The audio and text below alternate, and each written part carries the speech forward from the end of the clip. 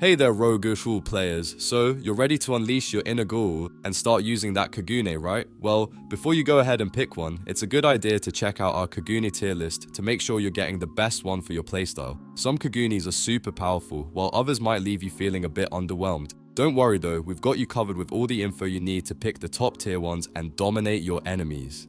In this video, we'll break down the Kagunes from the best to the worst, so you know exactly which ones are worth your time and which ones might just hold you back. Whether you're aiming for insane damage or just looking for something cool, we've got the details you need to make the right choice. So, stick around and let's dive into the world of Kagunes, because you're about to take your Ro-Ghoul experience to the next level.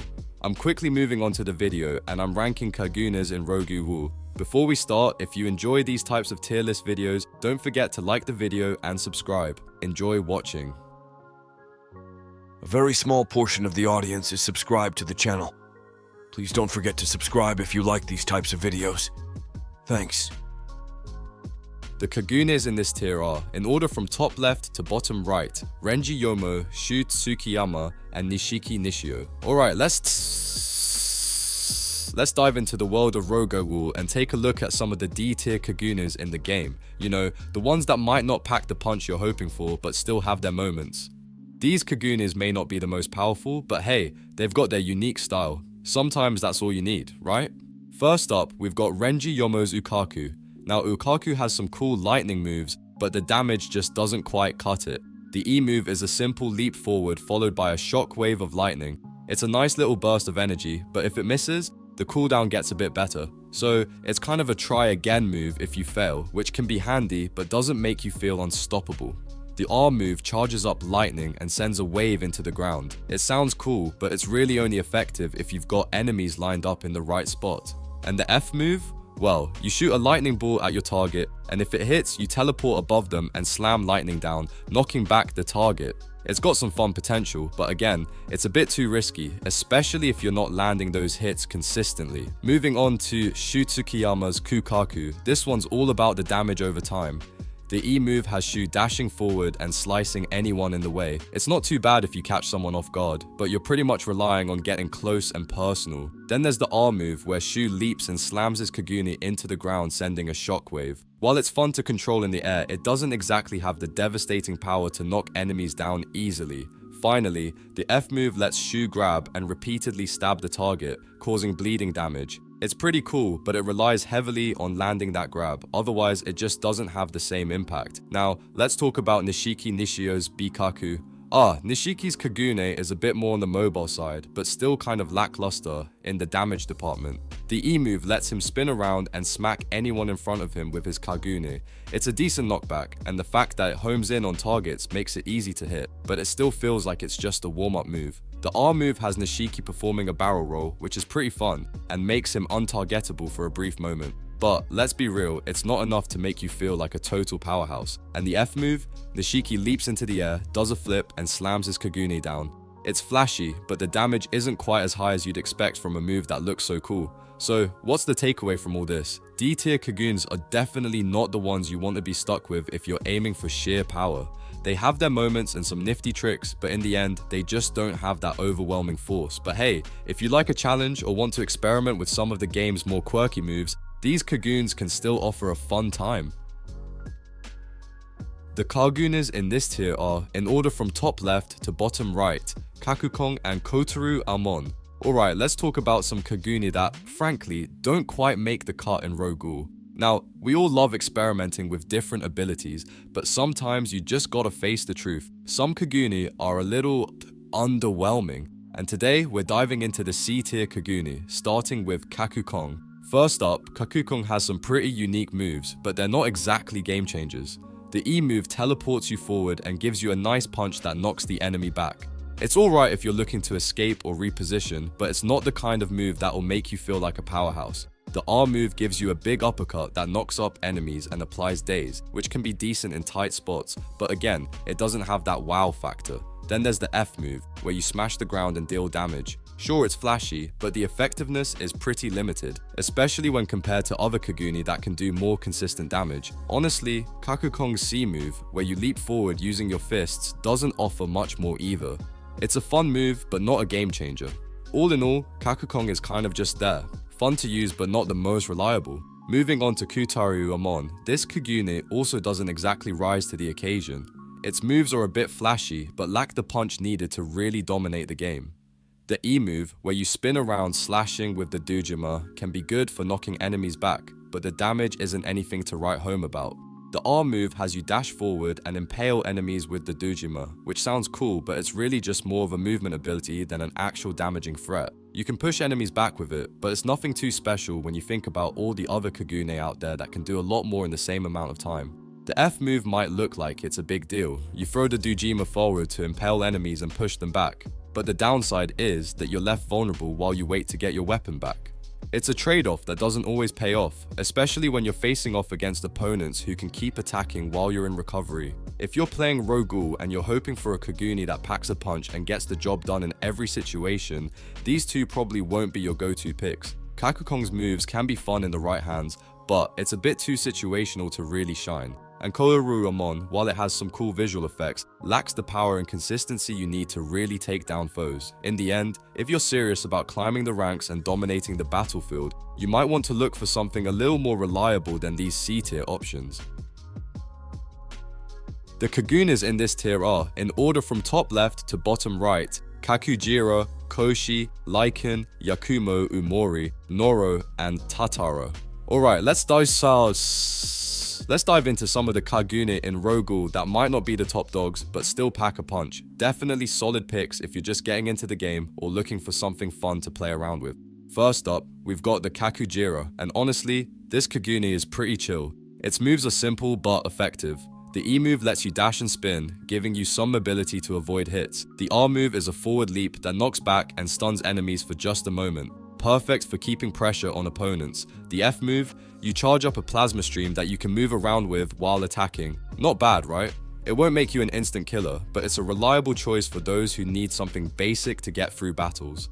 Next, we've got Koshi, which really stands out when you're dealing with both long-range and close-range combat. The E move fires off a shotgun blast of bones. Close-range hits land harder, but it's still decent at a distance. The R move shoots out a ribcage that closes on enemies, trapping them in a stun for a second, so it's great for catching foes off guard. And the F move, two bone saws flying at enemies like a boomerang, gets bonus points for the fact that it hits players in between the saws when they return. Pretty neat. Plus, the C move spikes out in waves, giving you some decent area control. Then there's Lycan, talk about a Kagune that knows how to get in the fight. The E move has a nice dash and slash combo that works well for quick damage. The cool part? You get 2 charges of this, so it's great for getting in and out of the action. The R move brings the hurt with a sharp bite, passing through enemies and stunning them, plus it heals you for 4% health on hit. That's a nice bonus to have when you're in the thick of things. The F move lets you dash and grab enemies, then slam them around like a ragdoll. Pretty fun for shaking things up in a fight. Now, let's talk about Yakumo Umori, a Kagune that offers a mix of speed and damage. The E move is all about spinning and knocking enemies back while giving you a speed boost, but here's the catch, you can't do anything else while using it. So, you're fast, but you're also pretty committed to this action.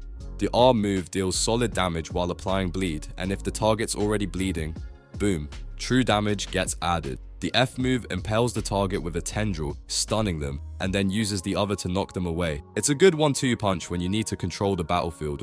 We can't forget about Noro either. It's a pretty unique Kagune with some quirky moves. The E move is similar to a regular attack, but you can also drag enemies in, useful for closing the distance. The R move is where things get interesting. Noro's Kagune tunnels into the ground and pops up to attack the closest enemy, healing you in the process. But be warned, you're stuck while casting, so timing is everything. Lastly, the F move launches you into the air and slams down, causing a shockwave. It's a cool move to add some chaos to the battlefield. Just be mindful of crowd control abilities. Finally, we've got Tataro, a Kagune with a bit more control and versatility. The E move is a simple whip action that knocks enemies back. The R move pulls enemies towards you, setting them up for the next strike. And speaking of strikes, the F move lets you lift and slam enemies to the ground, dealing decent damage. It's a solid pick for players who like to manipulate positioning and keep enemies on their toes. So, while these Kagune aren't the absolute best in the game, they all bring something interesting to the table. They're great options for players who enjoy a more balanced playstyle and can be surprisingly effective in the right hands. The Kagunes in this tier are, in order from top left to bottom right, Tonakai, Eto Yoshimura, Seidu Takizawa, and Kichimaru Washu. Let's dive into the wild world of Kagune, specifically the strong and versatile ones you'll want to master in Ro-Ghoul. These Kagune aren't just powerful, they'll totally change how you control the battlefield. From long-range attacks to devastating dashes, each one is like a toolkit for destruction. Whether you want to bully your opponents from a distance or engage in a fierce up-close fight, these Kagune have it all. First up, we've got Tonakai, a Kagune that mixes speed and control. The E move launches you into the air with a shockwave, knocking anything nearby off balance. It's like a quick escape or a way to throw off your enemies, but it doesn't stop there. Tonakai's R move sends out a wild projectile that, when it hits, turns into a mangled Christmas tree of antlers. Don't let that cute Christmas vibe fool you, it's a damage-dealing monster. And just when you think that's enough, F move comes in with a brutal charge. You're not just dashing, you're teleporting through enemies and leaving a bleed effect behind. Seriously, it's chaos in the best way possible. Now, let's talk about Eto Yoshimura, whose Kagune is all about range destruction. With the E move, she opens her Yukaku wings and shoots out shards in front of her, a wide barrage that can really keep enemies at bay. If you need a quick mobility boost, her R move lets her dash through enemies, dealing damage along the way. But the real fun begins with the F move. It's a big conical blast of shards that will hit anyone unlucky enough to get caught in the cone. It's like a shotgun made of deadly shards that screams, "Don't mess with me." Seidu Takizawa's Kagune brings some serious crowd control and damage potential. The E move is all about stunning your enemies with a powerful puncture, followed by a throw that leaves them in a daze. But the real kicker is his F move, an explosive shard that deals massive damage upon impact. And if that wasn't enough, his C move lets him leap into the air and rain down shards from above, making him a serious threat from every angle. Finally, we've got Kichimaru Washu, a Kagune that's all about mobility and area control. The E move swings his Kagune in a massive arc, clearing space and pushing enemies away. Then, his R move creates an area of prongs that increase movement speed. If an enemy steps into this zone, they'll be slammed to the ground, completely unable to act. And just when you think it can't get any better, his F move impales anything in front of him and sends them flying. If they're interrupted mid-move, they'll get slammed down again. Talk about a combo punch. In conclusion, these Kagune are not only about raw power, they're about versatility. Whether you like to control the battlefield from a distance or go full-on aggressive, each Kagune brings something unique to the table. And mastering them? Well, that's the key to ruling Ro-Ghoul, so get ready to dominate with these A-tier Kagune, because when you've got one of these, you've got the power. The Kagunes in this tier are, in order from top left to bottom right, Hinami Fueguchi, Tuka Kirishima, and Ken Kaneki. Alright, let's talk about Kagunes in Ro-Ghoul, shall we? If you've been playing for a while, you know that certain Kagunes just feel right. And today, we're diving into the top tier picks that will make you feel like a true ghoul powerhouse. First up, we've got Hinami Fueguchi, and let me tell you, her Kagune is a beast in long-range combat. Her E move is a spiral attack that pushes enemies all the way back. It's perfect for keeping those pesky opponents at a distance. But wait, there's more. Her R move is an anti-grab counter that works like a charm if someone tries to get close. Combine that with her F move, which sends shockwaves to stun enemies in the air, and you've got yourself a seriously strong set of moves. Then there's Tuka Kirishima, who brings the power of her crystallized Kagune to the table.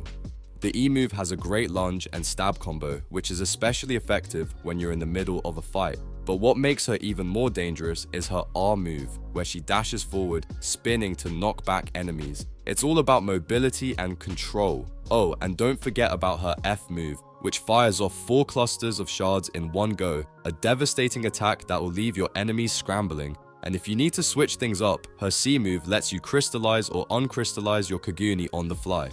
Talk about versatility. Finally, we can't forget Ken Kaneki, the main man himself. His Kagune is all about those fast, powerful strikes. The E move is a flurry of quick stabs with his Rinkaku tendrils, perfect for up-close combat. His R move lets him curl the tendrils around him and lash them outwards, knocking enemies back. But here's the kicker. His F move sends him jumping into the air and slamming the tendrils down hard, slowing him down but dealing heavy damage. It's risky, but can turn the tide of a battle if used right. So, there you have it folks. These Kagunes are not just cool in design, they pack some serious punch. Whether you're looking for long-range dominance or up-close devastation, these characters have what it takes to rule the Ro-Ghoul world. What's your favorite Kagune to use? Let me know in the comments.